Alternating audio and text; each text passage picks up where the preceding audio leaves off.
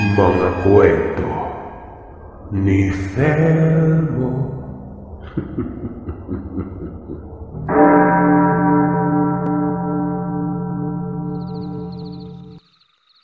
Mapagpalang araw sa iyo, Sir Seth. Ako nga pala si Roxanne. Sa kasalukuyan ay naninirahan ako dito sa Malay-Balay, Bukidnon, sa Mindanao. May nais lamang akong ibahaging kwento sa inyo. At ito ay hango sa tunay kong karanasan noong bagong nagsama pa lamang kami ni Miguel. Bale, nagkakilala kami ni Miguel sa Manila at umuwi lamang kami sa kanilang probinsya noong napagkasunduan na naming magsama sa iisang bahay at bumuo ng pamilya.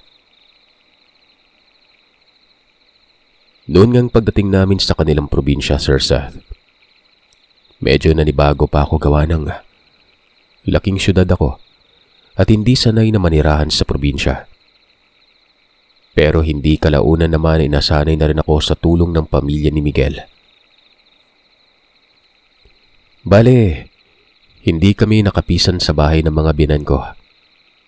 Ayoko kasi magsama kami sa iisang bubong ng mga hilaw kong biyenan dahil natatakot at iniiwasan ko ring magkaroon kami ng hindi magandang samahan ng mga biyenan ko, lalo na ang biyenan kong babae. Hindi naman kasi lingid sa atin na kung minsan may mga biyenang pakialamera sa buhay ng anak nito, kahit na may asawa na. At yon ang iniiwasan ko, mga kagiliw. Mga 4 na buwan lang ang lumipas ay nagpakasal na kami ni Miguel. Hindi naman magarbo ang kasal pero masasabi kong isa sa pinakamasaya ang araw ng kasal ko. Naging maayos naman ang pamumuhay naming mag-asawa. Wala akong nagiging problema sa asawa ko dahil mabait, masipag at responsableng asawa ito. Maliban sa isa, ang kapitbahay namin si Manang Bining at ang anak nitong dalagang kaedaran kong si Emma. Unang tira ko pa lamang sa baryo ay mainit na ang dugo sa akin ng mag-inang yon. Paano ba naman kasi naging ex-girlfriend ng asawa ko ang dalagang anak ni Manang Bining? At sa tingin ko, yun ang dahilan kung bakit gigil na gigil at galit na galit sa akin ang dalagang iyon. Itong ina naman ni Emma, sige ang gatong sa anak. Sinusulsulan at kung ano-ano ang mga sinasabing hindi maganda sa akin. Hinayaan ko lang ang mag-inang yon. Ipinagkibit balikat ko na lamang at tagos sa kabilang tenga ang mga sinasabi nilang hindi maganda. Pero isang araw, nagulat na lamang ako nang bigla akong sugurin ng mag-ina sa mismong pamamahay ko at pinararatangan ako ng kung ano-ano. Kesyo may mga sinasabi daw akong hindi maganda sa anak niya, gaya na lamang ng malandi at kung kani-kaninong lalaki pumapatol. Ichinichismis ko umano silang mag-ina sa mga kapitbahay namin. Nagulat ako. Hindi na ipagtanggol kaagad ang sarili nung hawakan ni Emma ang buhok at malakas na hinatak nun. Napaigik na lamang ako at pilit na inaalis ang kanyang kamay mula sa pagkakasabunot. Walang hiya kang babae ka. Magmula nang dumating ka dito sa baryo namin, nagkandaletse-letse na ang buhay ng anak ko. Napakakate ng bibig mo't kung ano-ano yung mga sinasabi mo. Halika rito, kakalbuhin kitang babae ka. Galit na bulyaw sa akin ni Manang Bining. Nakisabunot na rin siya noon. Habang kinakaladkad ako ng dalawa palabas ng bahay, ramdam kong parang may malalim na hugot sa akin na mag-ina. Hindi ko alam kung bakit dahil sa wala naman akong ginagawang masama sa kanila noon. Nagmamakaawa na akong bitiwan nilang buhok ko. Sobrang sakit na at parang nakakalbo na yata ako noon. Hindi nakinig ang dalawa. Patuloy lamang nila akong pinagsasabunutan habang kinakaladkad. Nagkumpulan na ang mga tao sa labas ng bakuran. Nagbubulong-bulungan. Maya-maya pa ay dumating ang binan kong babae. Siya ang umawat sa mag-ina kaya't binitawan ng dalawa ang buhok ko Pero magpaganon pa man, patuloy pa rin sila sa pagbubunga at kung ano-anong masasakit na salita ang ibinabato sa akin. Manahimik ka na, Bining. Walang katotohanan yung pinagsasasabi mo. Kilala ko yung manugang ko. Hindi siya ang tipo ng babaeng basta-bastang nakikipagchismisan dyan sa labas. Pagtatanggol ni Mama. Hoy Mirna, kailan mo lang nakasama ang babaeng yan? Kaya huwag mong sabihin sa akin na kilala mo rin budhi niyan. Anong malay natin? Baka mamaya habang wala ang anak mo dyan sa bahay nila kung sino-sinong lalaking pinapapasok. Mataray na sabi ng ina ni Emma. Walang ginagawang masama sa inyo si Roxanne. Huwag na huwag niyo siyang gawan ng kung ano-anong salita kung ayaw mong ako ang makakalaban mo. Galit naman ang wika ni Miguel noon at rinig ko ang pagtatagisan ng mga ngipin nito. Napansin kong saglit na natahimik si Manang Bining. Nang magsasalita na sana uli ito, mabilis itong pinigilan ni Emma at sinabihang umuwi na lamang sila. Sumunod ang alis sa anak niya. Pero bago yun tuluyang tumalikod, pinagbantaan pa ako at pinagsabihang maghintay lamang umano ako. Hindi umano magtatagal ay may mangyayari sa aking hindi maganda. Matapos niyang magbanta, dumura pa ito sa lupa. O kayo, ano pang ginagawa ninyo? Tapos na ang palabas, magsiuwi na kayo sa bahay niyo, mga tsismosa. Sambit ng biyanan ko. Hinarap ako ni Mama Mirna. Tinanong kung ayos lamang ba umano ako noon.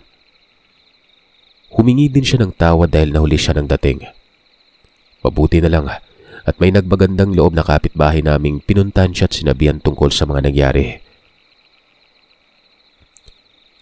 Tinanong niya ako kung ayos lamang ba ako noon. Sinabi kong oo. Nagulat lang talaga ako kanina kaya hindi ako nakapanlaban kaagad. Sa susunod, huwag kang magpapaapi sa mag-inang yan.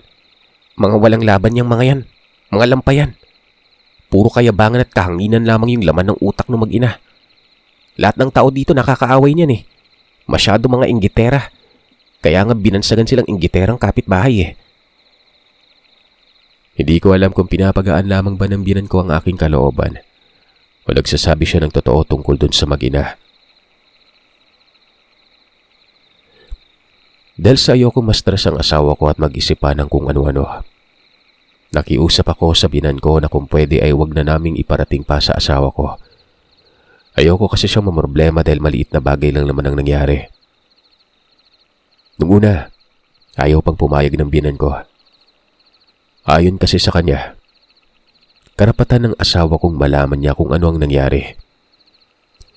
Ipinaliwanag ko naman ang lahat kung bakit ayaw kong malaman ni Miguel ang mga nangyari nun. Mabuti na lang at hindi kalaunan. Nakumbinsi ko rin siyang wag nang iparating sa asawa ko. Lumipas nga mga araw.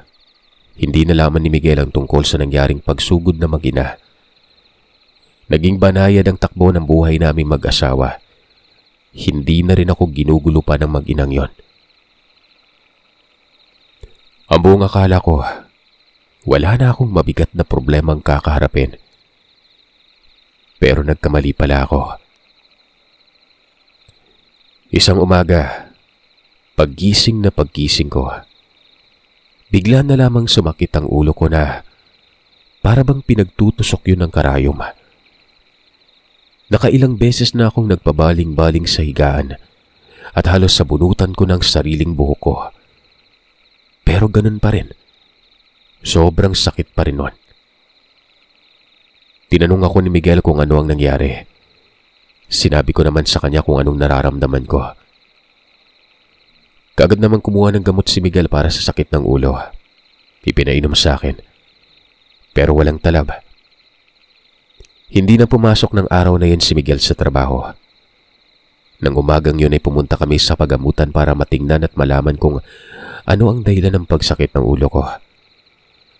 Matapos akong makausap ng doktor at matingnan ang kalagayan, niresetahan lamang ako ng gamot para sa sakit ng ulo. Wala naman daw nakitang sakit ang doktor na sumuri sa akin. Baka dala lamang ng stress at pagod sa trabaho kaya sumakit ng sobra. Mas mabuting magpahinga ka na muna ngayong araw.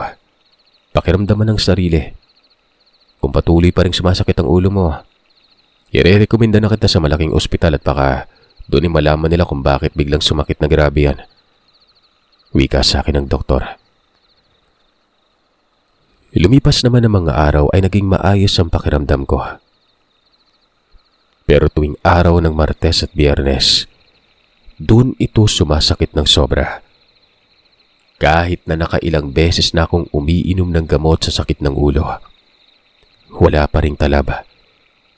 Kaya ang bagsak noon, maghapon lamang akong nakalubog sa higaan. Konting pagkilos ko lang, para na akong masusuka. Hindi naman ako buntis. Unti-unti ko ring napapansing parang naglalagas ang buhok ko. Nawawalan na rin ako ng gana sa pagkain at para bang tamad na tamad ako sa sarili ko. Isang umaga nga, habang nag-aagahan kami ay tinanong ako ni Miguel kung bakit parang dahan-dahan ang nagiging manipis ang buhok ko. Tinanong niya rin ako kung bakit may mga maliliit na butlig sa braso ko at sa leeg na para bang bungang araw noon. Naiinitan ka ba? Tanong niya. Sabi ko, wala naman yon. Ililigo ko lamang maya-maya. Mawawala din yung mga butlig na ito. Tsaka yung buhok ko, baka stress lang kaya naglagasan. Tumangutangulang naman ang asawa ko matapos kong sagutin ang tanong niya. Pero napansin kong hindi siya kumbinsido sa sinasabi ko. Hindi pa sana siya papasok sa trabaho ng araw na yon pero pinilit ko na pumasok at sinabing ayos lang naman ako. Huwag siyang mag-alala dahil wala naman akong ibang gagawin sa bahay kundi ang humilata lang. Sa mga araw na nagdaan, halos sakupin na ng mga sugat ang buong katawan. Sobrang napakakatina nito at hindi ko mapigilan ang sariling pagkakamuti ng mga sugat na yon na naging sanhi kaya nagnanaknak ito. Napapansin kong may mga lumalabas na rin na likidong malapot na kulay dilaw sa mga sugat ko na yon. Kaya't may mga oras na nahihirapan akong makatayo. Halos makalbo na rin ang ulo ko. Puno na rin yon ng naglalangib na galis. Pakiramdam ko ng mga sandaling yon ay ang pangit-pangit ko na. Hindi ko mapigilang maawa sa sarili. Hindi naman ako nagkulang sa mga paalala ng doktor pero bakit ganon?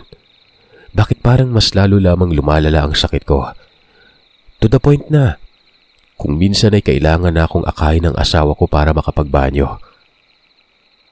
Patawarin na nga ako pero kung minsan may mga sandaling tinatanong ko ang Panginoon kung bakit nakaranas ako ng ganon.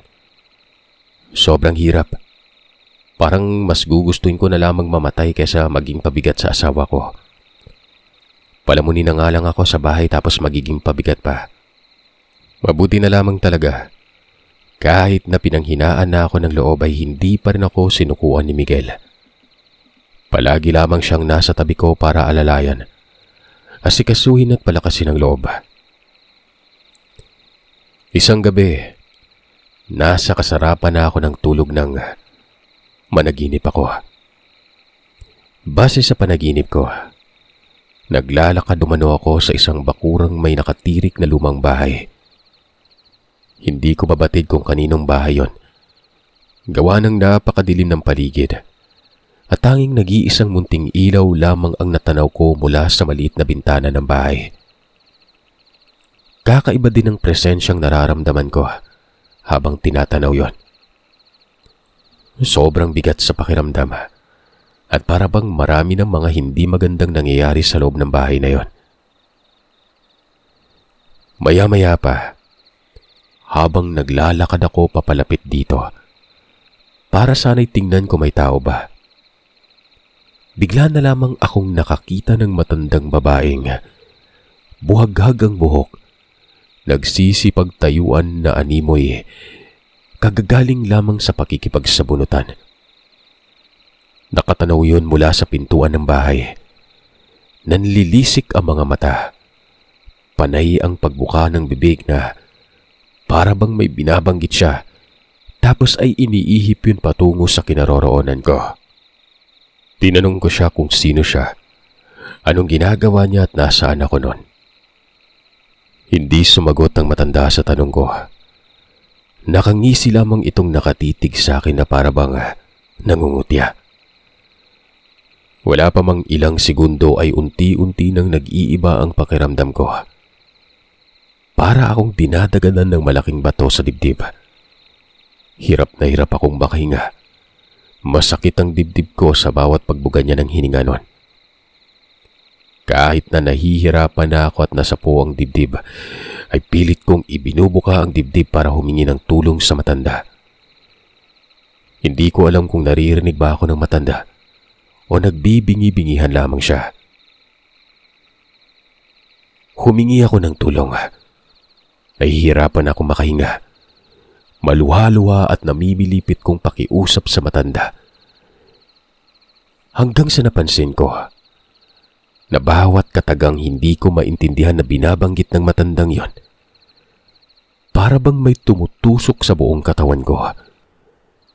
Mula talampakan hanggang sa dibdib, pakiwari ko'y tinatadtad akong pagtutusokin ng napakaraming matutulis na bagay. Sumisigaw ako sa isip ko, hanggang sa nakaramdam ako ng isang sampal nun. Nagising ako, napabalikwas ng bangon. Nang maimulat ko ang mga mata, bumungad sa akin ang asawa kong nag-aalala. Tinanong niya ako kung ayos lang ba ako at ano ang nangyari. Sasagot na sana ako pero pagkilos ko, lalong sumakit ang ulo ko. Maliban pa doon ay bigla na ring sumakit ang tiyan ko. Anong nangyari sa'yo, mahal? Bakit ganyan ka? Sinabi ko naman sa kanyang lahat nun. Lalo na nang para bang may kumukutkot o nanginginain sa laman ng tiyan ko nun. Kaagad na iniangat ng bahagya ni Miguel ang damit ko. At ganun na lamang ang gulat naming dalawa nang may makita kaming malaking sugat sa bandang pusod ko. Halos malata na yon. Marami ring mga maliliit na butas na animoy kasing liit ng gatuldok na ballpen. Nagnanaknak yon at para bang maraming mga nanang namuo sa loob ng butas na ito. Kamuntikan pang ang masuka ang asawa ko dahil sa napakabahong umalingasaw nun. Anong nangyari dyan? Bakit may sugat ka? Parang may laman, sambit ni Miguel. Sabi ko naman hindi ko alam. Noong nakaraan lamang kasi maliit naman ito. Kaya hinayaan ko lang, gawa ng akala ko ay rashes. May nakain ka bang malansa kaya mas lalong kumalat yung sugat mo? Bukas babalik ulit tayo sa doktor para matingnan ka uli. Anya. Magpahinga na raw ulit ako. Siya nang bahala. Babantayan niya ako para kung sakali mang may hindi ako magandang mapanaginipan. Gigisingin niya ulit ako noon. Pero nang gabing yon, hindi naman na naulit pang masamang panaginip. Kinaumagahan, kagad na kaming pumunta sa paggamutan. Pero matapos akong suriin nun, niresetahan lamang ulit ako ng gamot para sa kati-kati. Pambihira naman. Doktor ba talaga mga yon? Nakailang beses na tayo nagpabalik-balik doon pero ganun at ganun pa rin yung binibigay sa yung gamot. Hindi ka naman gumagaling dyan Parang mas lalong lumalala pa nga yung sakit mo. Magmula pala noong magkasakit ako, Sir Seth, palagi nang nasa bahay ang binan ko. Siya'y nag-aasikaso sa akin tuwing nasa trabaho ang asawa ko. Umuwi lamang siya sa bahay nila kapag nakauwi na si Miguel sa bahay. Hindi naman sa pagmamakialam, Miguel, baka kaya hindi gumaling-galing ang asawa mo at hindi makita ng doktor na sumuri sa kanyang tunay niyang sakit Baka kailangan natin ng albularyo. Naku naman ma, ayan ka na naman sa mga ganyan. Alam mo namang hindi ako naniniwala sa mga ganyan-ganyan, di ba? Baka mamaya niyan, mas lalo lamang palalain niyang albularyo yung sakit ng asawa ko. Huwag niyo nang tangkaing maghanap ng albularyo at patingnan yung asawa ko, ma. Baka ikapapahamak niya pa yon. Dagdag pa ng asawa ko noon. Dahil nga sa sinabi nito, hindi na kumontra pa ang kanyang ina. Ayaw naman kasi nito magkaroon sila ng hindi magandang pagkakaunawaan. Lalo na't may kinakaharap kaming problema mag-asawa. Magmula din noong magkasakit ako, hindi ko na napapansin pang mag-inang kapitbahay. Yung tipong kasabay ng pagkakasakit ko noon, mukhang nanahimik na sila. Ni pagsilip sa bakuran hindi nila ginawa. Hindi kagaya noon na halos araw-araw silang nasa bakuran ng bahay ko at panay pagsipat sa bahay na para bang may hinahanap. Naisip kong baka tumigil na ang mag-inang yon. Dahil kahit na anong paninira pa ang gawin nila ay wala silang mapapala. Tuwing gabi, kapag natutulog na kami, pakiramdam ko ay may kung anong maliliit na insektong gumagapang sa mismong loob ng mga sugat ko noon. Kapag nakakatulog naman ako ay hindi ko napipigilan ang sariling kamuti nito. Para talagang may gumagapang na maliit na uod. Para bang may nagpepiesta sa mga sugat ko noon. Isa pa sa ikinabahala ko mga kagiliw. Paulit-ulit ko pa rin napapanaginipan ang matandang babaeng nakatira sa lumang bahay. Ramdam na ramdam ko ang mga maliliit at matutulis na bagay na tumutusok sa kalamnan ko tuwing napapanaginipan ko siya. Pero habang tumatagal, palapit na ng palapit ang pwesto ng matanda na yun sa panaginip ko. Hanggang sa umabot na sa puntong sinasakal na ako noon. Hindi ko alam kung bakit tila ba galit na galit sa akin ang matanda. Sa pagkakaalam ko ay wala naman akong nakaaway na tao. Maliban na lamang sa mag-inang ayaw akong tantanan. Pero yung matandang napapanaginipan ko, ni minsan, hindi ko siya nakausap o maski nakaharap man lamang. Wala akong natatanda ang ganon. Isang araw, kami lang dalawa ng binan kong babae ang nasa bahay. Nasa trabaho ang asawa ko ng araw na yon. Sinabi ko sa binan kong babae ang mga kakaibang napapanaginipan ko. Maging yung parang may insektong lumalamon sa kalamnan ko. Hindi na maganda yung nangyari sa iyo, Iha. Alam mo sana kung pumayag na ang asawa mong patingnan kita sa albularyo, hindi sana'y sa mga sandaling ito ay baka umayos-ayos na yung pakiramdam mo at malaman na natin kung ano yung sakit mo. Napabuntong hininga naman ako at nagwikang hindi ko na alam kung ano ang gagawin. Konti na lang ang ipon namin mag-asawa at kapag hindi pa ako gumaling, ay baka tuluyan nang maubos ang ipon namin at magkanda utang-utang na kami. Bakit kasi hindi niyo subukang magpatingin sa albularyo? May kakilala ako magaling. Kaya nga lang may kalayuan dito sa baryo natin na manggagamot na yon. Sandali akong napaisip sa suhestyon ng biyanan ko. Naniniwala naman ako at may kung ano rin na mga nag-uudyok sa aking isipan na sundin ang sinasabi ng aking biyanan. Kaya lang ay hindi naman naniniwala si Miguel. Pag-isipan mo mabuti ang suhestyon ko, Iha. Wala namang mawawala kung sakali mang magpatingin ka. Hindi naman totoo ang sinasabi ng asawa mong lalala yung sakit mo. Sinabi ko na lamang kay Mama na susubukan kong kausapin ang asawa ko at kumbinsihin na gusto ko na rin talagang gumaling noon. Hirap na ako sa kalagayan kong hindi naman normal. Pag-uwi ni Miguel at nakapagpahinga na ito, nag-usap kaming dalawa. Sinubukan ko siyang sabihan tungkol sa gusto ko. Nung una, ayaw pa niyang pumayag sa pakiusap ko. Pangako, walang mangyaring masama sa akin kaya huwag ka na mag-alala. Saad ko sa kanya noon. Sige, kung yan talaga yung gusto mo. Sa bagay, matagal-tagal na rin yung sakit mo. Pero oras na may hindi magandang mangyari sa'yo. Hindi na naituloy pa ng asawa ko ang sana'y sasabihin niya dahil mabilis ko nang pinigilan ang pagsasalita niya. at sinabihang walang mangyayari sa akin nun. Magtiwala lamang siya gaya ng pagtitiwala ko sa kanya. Kinabukasan nga ay agaran na nila akong dinala sa kakilalang albularyo. Halos mahigit 2 oras din ang biyahe.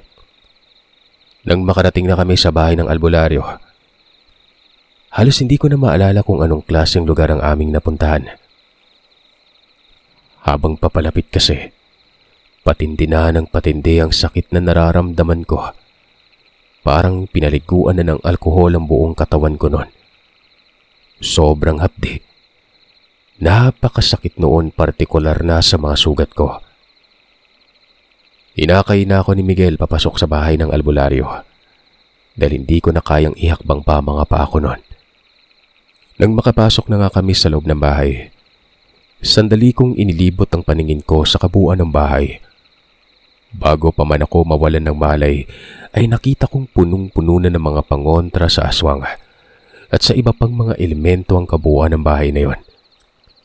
May mga bote din ng langis akong nakikita sa mesa at may mga dahon na sa pagkakaalam ko ay ginagamit din sa panggagamot. Hindi ko alam kung ilang oras akong nawalan ng malay, pero nung magising ako, sobrang gaan na ng pakiramdam ko. Nawala na ang pananakit ng katawan at noong tingnan ko ang mga sugat, halos hindi ako makapaniwala. Biglang naghilom ang mga yon na parabang ilang araw nang gumaling. Halos peklat na lamang ang natira.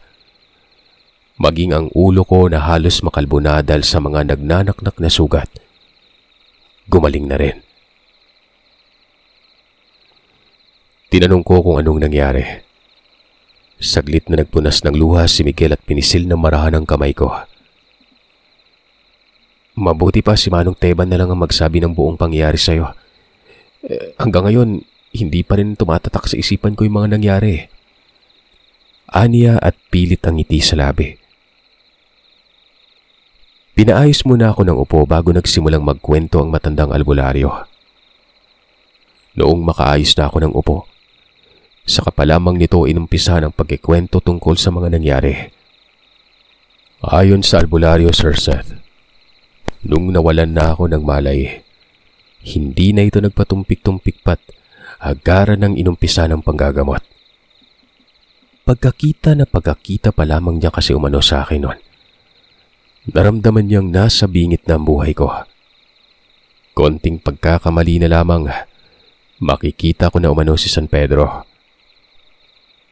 Mabuti na lang talaga at nadala kaagad ako sa bahay niya dahil kung hindi, malamang sa mga sumunod na araw, paglalamayan na ako. Unang ginawa ng albularyo ay nagpausok ito ng mga kamangyan at tuyong halamang dahong dinurog. Nang sa ganoon ay maalis ang markang inilagay ng mangkukulam sa katawan ko. Matapos niyang magpausok, may langis umano siyang ipinahid sa katawan ko. Habang pinapahiran niya ang mga sugat ko ng marahan, nagsisisigaw na lamang umano ako't halos maglupasay noon. Pero sa pagkakataong yon, hindi ko na boses ang naririnig nilang nagsisisigaw. Boses na ng isang matanda ang sigaw at nagwikang pakawalan na umano ito. Galit na galit namang nagtanong ang albularyo kung sino ang nag-utos sa matandang kulamin ako. Akala mo hindi kita mahuhuli, tanda? Ngayon sabihin mo sa akin kung sino ang nag-utos sa iyong kulamin ng babaeng ito. Gigil na tanong ng albularyo. Sa garalgal na boses ay nagsalita ang matandang mangkukulam na hindi niya umano sasabihin sa albularyo. Ayaw mo talaga. Umakto itong gigilitan ng mangkukulam. Naramdaman ng albularyong tila natataranta ang mangkukulam na yon. Matapos niya itong pagbantaan, doon ay sinamantala niya na ang pagkakataon para muling tanungin kung sino ang nag-utos dito para kulamin ako. Sabihin mo sa akin kung sino. Papatayin kita. Hindi ako matatakot sa mga pagbabanta mo, tanda. Uunahan kong gilitan ng buhay ang taong ito bago pa man ako mapatay. Naiintindihan mo ba? Abay, talagang hinahamon mo ako. Agarang nag-usal umano ang albularyo. Inihip sa palad tapos tinapik ng 3 beses sa balikat ko. Nagsisisigaw naman ang mangkukulam nun. Nagmamakaawang itigil na umano ng albularyo ang ginagawa nito. Hindi na umano niya makayanan pa ang mga pamarusang iginagawad ng albularyo nun. Muli, tinanong ng albularyo ang mangkukulam kung sino ang nag-utos dito para kulamin ako. Titigilan niya lamang ang pamarusang ibinabato sa mangkukulam. Kung sasabihin ito kung sino ang nag-utos doon. Sa huli, mukhang natakot at naalarma ang mangkukulam sa ginawa ng albularyong pagpapalipad ng pamarusa. Doon ay sinabi niya kung sino talagang nag-utos na kulamin ako. 2 babae umano ang pumunta sa bahay niya. Ang rason ng ina ng dalagang pumunta, ako daw ang dahilan kung bakit hindi nagkatuluyan ang anak niya at si Miguel. Nang dahil sa akin nun, naglaslas ng pulso ang anak niya at binalak nitong magpakamatay. Gawa ng wala ng pagkakataon pang magkabalikan ng dalawa. Dahil nakatali na sa akin si Miguel nun. Kaya't mas mainang pang mawala na ako sa landas ng dalawa. Nang sa ganon ay may pagkakataon ng magkatuluyan ng anak niya at ang asawa ko oras na mawala ako sa landas ng dalawang yon. Nagkaiwalay lang naman daw ang anak niya noon at si Miguel dahil sa hindi malamang pagkakaintindihan. At yun naman ang dahilan kung bakit lumuwas ng Manila si Miguel. Dahil sa napakababaw na dahilan at sa pagpayag ng mangkukulam na gawin ang ipinapagawa rito na mag-ina kapalit ang malaking halaga. Hindi na ito binigyan pa ng albularyo ng pangalawang pagkakataon. Ora mismo, ginilitan niya ang mangkukulam para hindi na umano pamarisan pa ng iba. Matapos niyang gilitan ng buhay ang mangkukulam nun, sa kanya na tinapos ang panggagamot. Lahat ng mga insektong ginamit ng mangkukulam na nakabaon sa katawan ko, binaklas niya. May mga malalalim na orasyon din siyang ginawa at mga ritual na tanging ang mga batikang albularyo lamang ang siyang may kakayahang gumawa nun. Hindi ako lubos makapaniwala matapos sabihin yun ng albularyo. Hindi ko akalaing magagawa ng kapitbahay ko ang ganong klaseng kahangalan. Alam ko at siguradong sigurado akong ang mag-inang kapitbahay namin ang tinutukoy ng albularyo na ito. Wala nang iba pa. Nasaan yung mga magulang mo? Baling kong tanong sa asawa ko. Pinunta nila yung mag-inang sinama ng Bining at Emma. May nais lang silang kumpirmahin. Patawad, mahal. Masyado akong naging abala sa trabaho kaya hindi ko alam na pinupuntahan ka pala ng mag-inang yun sa bahay para pagsalitaan ng kung ano-ano. Ako ang dahilan kung bakit naranasan mo yung ganyan. Patawarin mo ako. Hindi na ako nakasagot pa nang makita kong bumalik na ang mga binan ko. Ibinalita nila sa amin na wala na raw ang mag-ina sa bahay nito. Nung pinilit nilang buksan ang pintuan, wala na ang mga kagamitan. Mukhang nag-alsa balutan na yata. Mga walang hiyang yon. Akala yata nila ay hindi natin malalaman ang mga pinagagagawa nila. Kaya pala palagi kayong kinakamusta ng bruhang Bining na yan. Yun pala'y may ginagawa na pala siyang kahangalan. Wag na wag lang talagang magtagpo ang landas namin ng Bining na yon. Dahil ako yung papatay sa kanya. Walang hiya siya. Natigil lamang ang panggigigil ng biyanan ko nang sabihin sa kanya ng albularyo na lahat ng mga kasamaang nangyari sa akin, ibabalik niya umano sa mag-inang yon. Magbilang lamang umano ng ilang araw, babalik at babalik ang mag-ina para humingi ng kapatawaran. Maalis lamang umano ang sumbalik na ginawa niya kung bukal sa kalooban kong magpatawad. Umabot pa kami na mahigit 1 araw sa bahay ng albularyo bago umuwi. Paglipas ng ilang araw, tama ang sinabi ng albularyo. Bumalik ang mag-ina. Pero sa mga sandaling yon ay inakay na ang dalawa. Kung ano ang paghihirap na naranasan ko, ay ganun na ganun rin ang nangyari sa kanila. Walang pag-aatubiling pinunta nila ako sa bahay. Humingi ng tawad. Hindi raw sila titigil sa paghingi ng kapatawaran hanggat hindi ko sila napapatawad nun.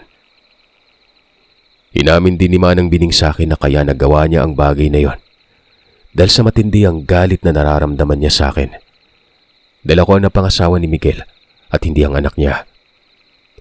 Noon pa man ay gusto niya na si Miguel para sa anak niya. Bukod sa mabait at responsable, nakitaan niya ito ng magandang kinabukasan.